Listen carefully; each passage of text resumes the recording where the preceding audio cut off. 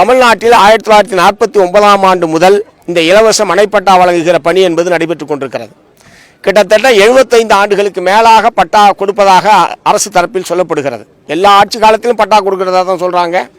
எல்லா வருவாய்த்துறை மானிய கோரிக்கையினுடைய ஆவணங்களிலும் பார்த்தீங்கன்னா இத்தனை லட்சம் பட்டா கொடுத்தான், அத்தனை லட்சம் பட்டா கொடுத்தன்ற விவரம் இல்லாத வருவாய்த்துறை மானிய கோரிக்கை அறிக்கையே கிடையாது. இவ்வளவுக்கு பிறகும் இன்னமும் பிரச்சனை தீரவில்லை.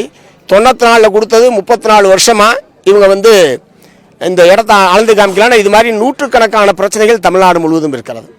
ஆகவே ஏற்கனவே அரசின் கணக்கில் பட்டா கொடுக்கப்பட்டதாக சொன்னதில் எதெல்லாம் உண்மையிலேயே பட்டாதாரர்களிடம் பயனாளிகளிடம் நிலம் ஒப்படை செய்யப்பட்டு அவர்கள் குடியிருக்கிறார்கள், அரசு அதிகாரிகளுடைய அலட்சியத்தினுடைய விளைவாக எங்கெங்கெல்லாம் இது போன்ற பிரச்சனைகள் இருக்கிறது என்பது சம்பந்தமாக ஆய்வு செய்வதற்கு தமிழ்நாடு அரசாங்கம் மாநிலம் முழுவதுமே உத்தரவிட வேண்டும் என்று இந்த சந்தர்ப்பத்தில் கேட்டுக்கொள்ள விரும்புகிறேன்.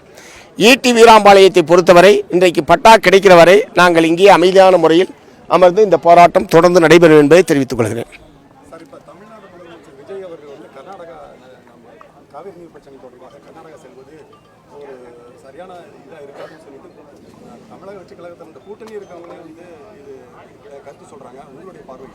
இல்லை, முதலமைச்சருடைய பயணத்தை பொறுத்தவரை முதலமைச்சர் அலுவலகத்திலிருந்து தான் இதுவரை அறிவிப்பு என்பது வெளியிடப்பட்டிருக்கிறது.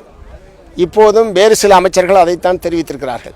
முதலமைச்சர் அவர்கள் கர்நாடகா செல்வது அதிகாரப்பூர்வமாக இன்னும் அறிவிக்கப்படவில்லை. வேளாண்மைத்துறை அமைச்சர் இடையில ஒரு பத்திரிகையாளர் சந்திப்பில் கும்பகோணத்தில் தெரிவித்திருந்தார். அவரே இப்போது மறுத்திருக்கிறார். ஆகவே அவர் போறது உறுதியாகட்டும், அதன் மீது எங்களுடைய கருத்துக்கள் நாங்கள் தெரிவிப்போம்.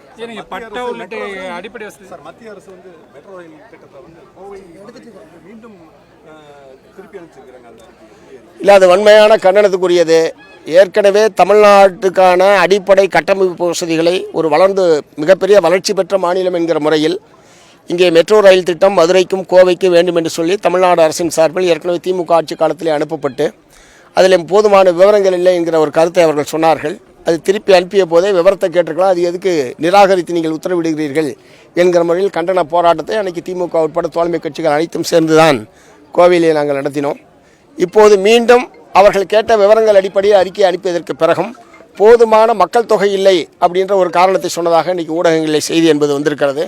மக்கள் தொகை அதிகரித்து கொண்டே இருக்கிறத தவிர மக்கள் தொகை குறைந்ததாக எந்த காலத்திலையும் கிடையாது. தமிழ்நாட்டை பொறுத்த வரைக்கும் மக்கள் தொகை தொடர்ந்து அதிகரித்து கொண்டிருக்கிறது.